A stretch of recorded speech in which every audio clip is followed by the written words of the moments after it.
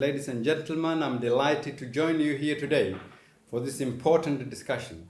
I'm grateful to Chatham House for regularly providing a platform for open dialogue and exchange on Somalia as part of its focus for this century to enable and build peaceful, sustainable, and inclusive societies.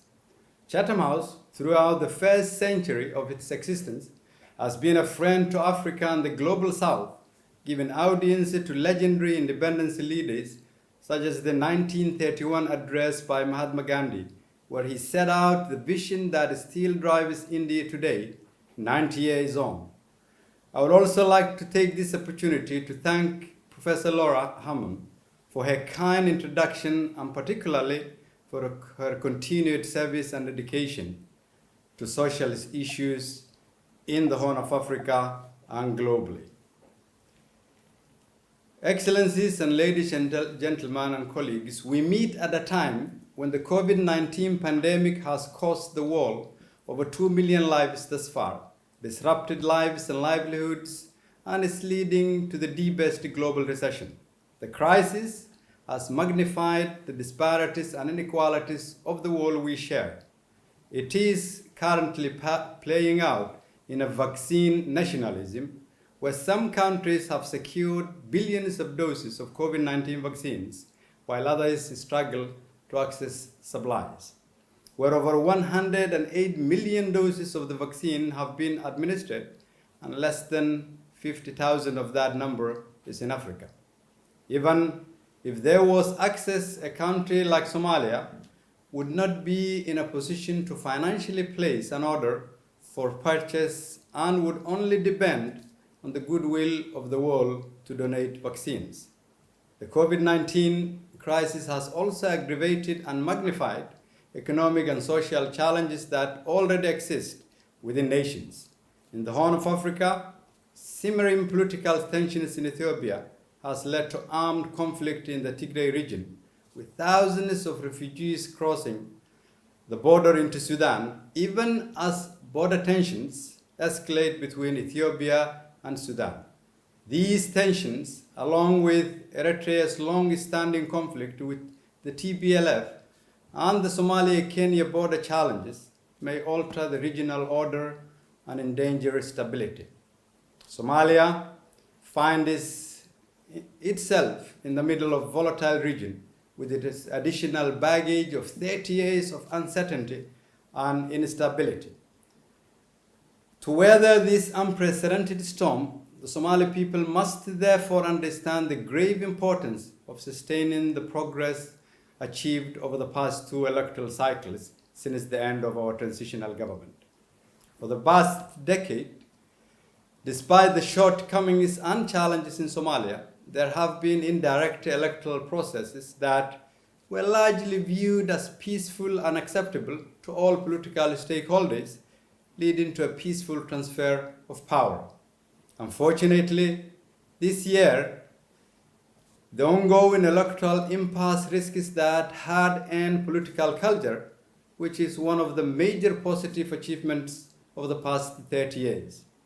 Upholding democracy and conducting free, fair, and transparent elections is not a challenge only in Somalia, and while democracy is the most preferred system of governance, we have recently learned that it requires strong and mature institutions to ensure its protection, although it is the citizens' fundamental rights.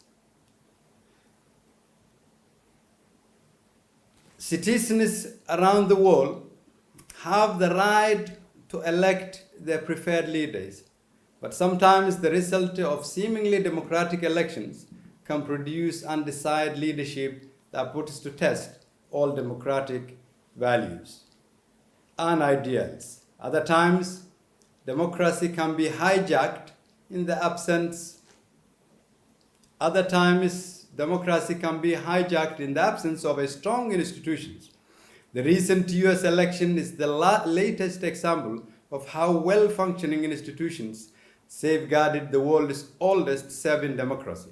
Therefore, if there was ever any doubt of the importance of strong, viable institutions, the aftermath of the US 2020 election is our lesson. Somalia, as a nation, can affirm in the absence of a strong and viable institutions, individuals take on that role, and we depend on the goodwill of those individuals to prevent the nation from crisis and conflict. The current electoral impasse, simply put, is a situation where the nation's institutions could not safeguard against the attempts to derail the very fabric of the social contract that has existed between the Somali people. This has paved the way for grave mistrust that goes beyond fear of mismanagement of the electoral process. And although there was initially an agreement by the federal government and the federal member states on September 17, 2020, on the conduct of an indirect election, challenges arose in the arbitrary management of the implementation phase.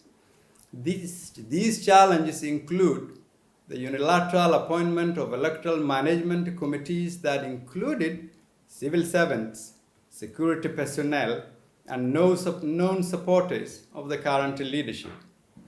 It also included the undue interference in the electoral management of the Somaliland seats. It included the unrest in some of the federal member states, especially in Gedo and in Beledweyne, as a result of interference by the FGS with the intention of unduly influencing the electoral process. It also included the real fear of militarized election.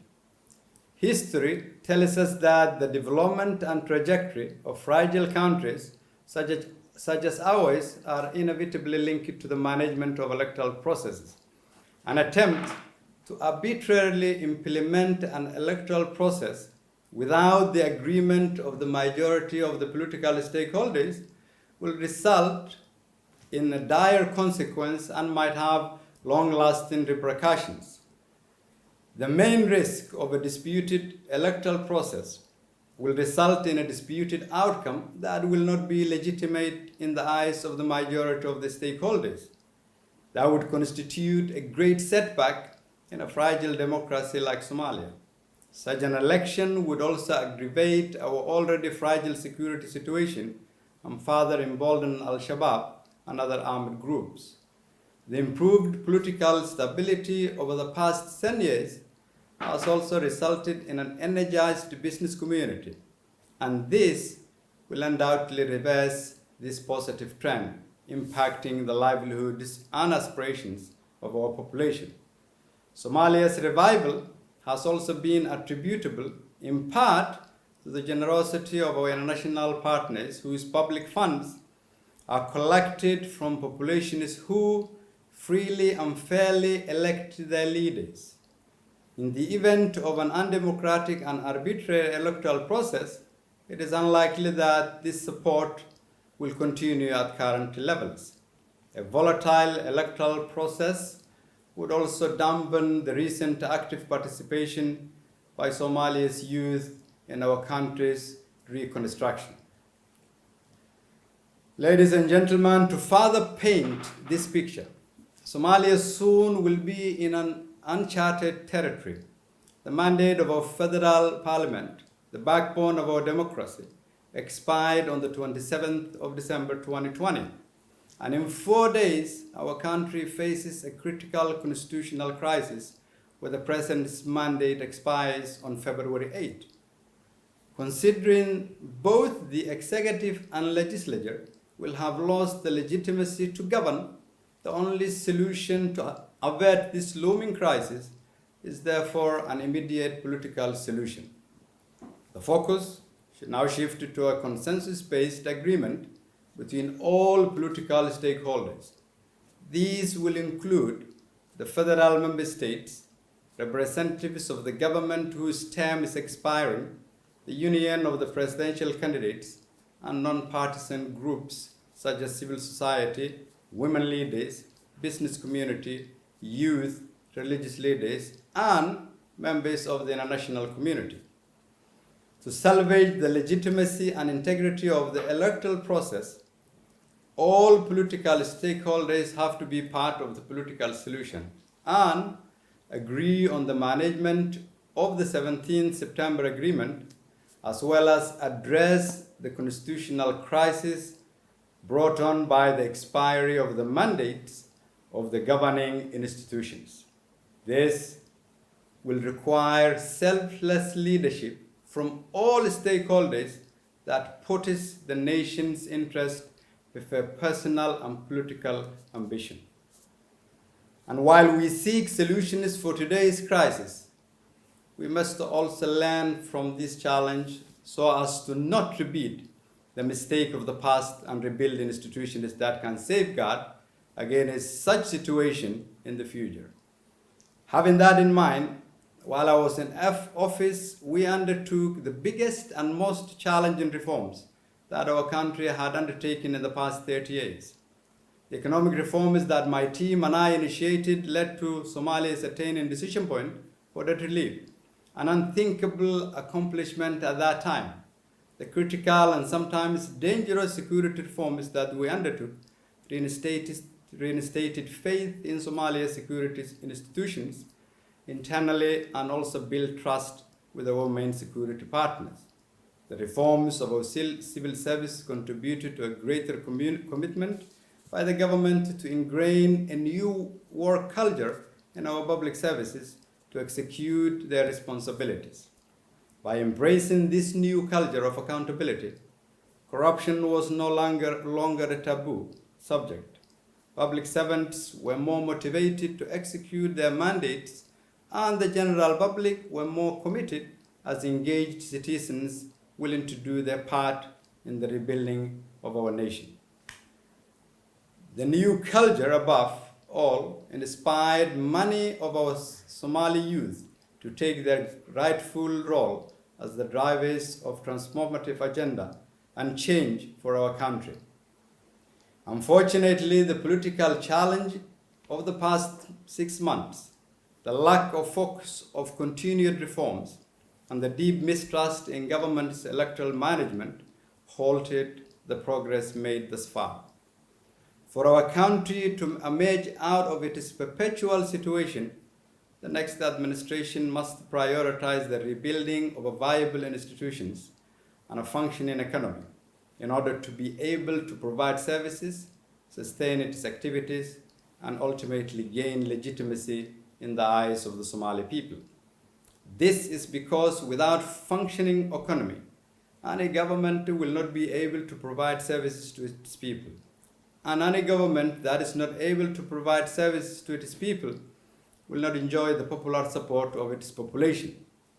And based on my experience, our country cannot establish strong institutions and promote sufficient economic growth in order to meet our society's needs if we do not undertake critical and comprehensive political reforms that are necessary to attain political security and economic stability.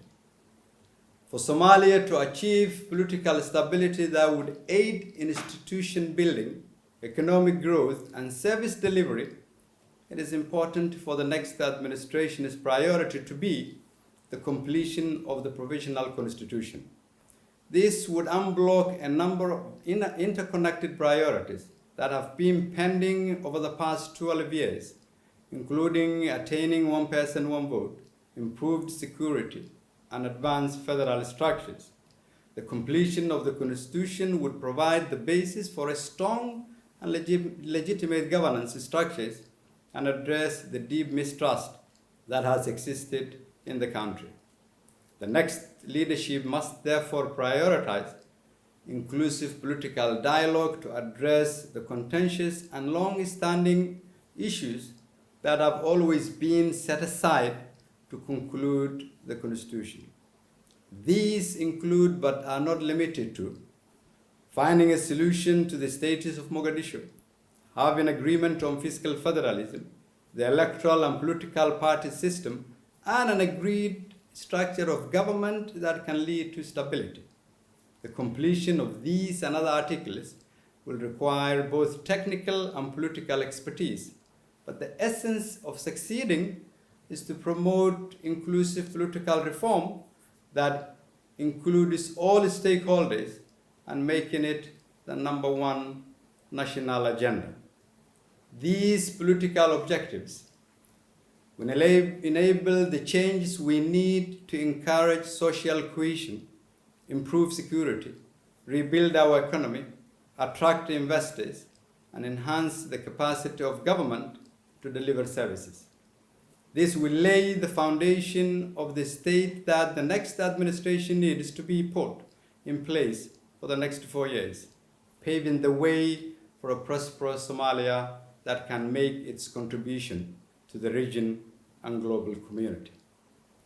This will therefore require leadership that has the capacity to bring people together, capitalize on its youthful population, empower our women, and build the institutions that can protect the well-being of all Somalis.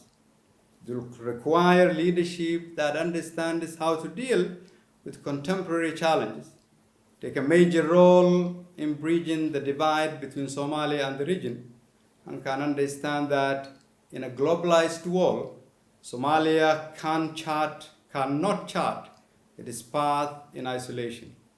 It will require leadership that can promote and agree on the agenda of the new Somalia with all political stakeholders and our partners. I am hopeful that if we come together, we Somalis can achieve this. I thank you.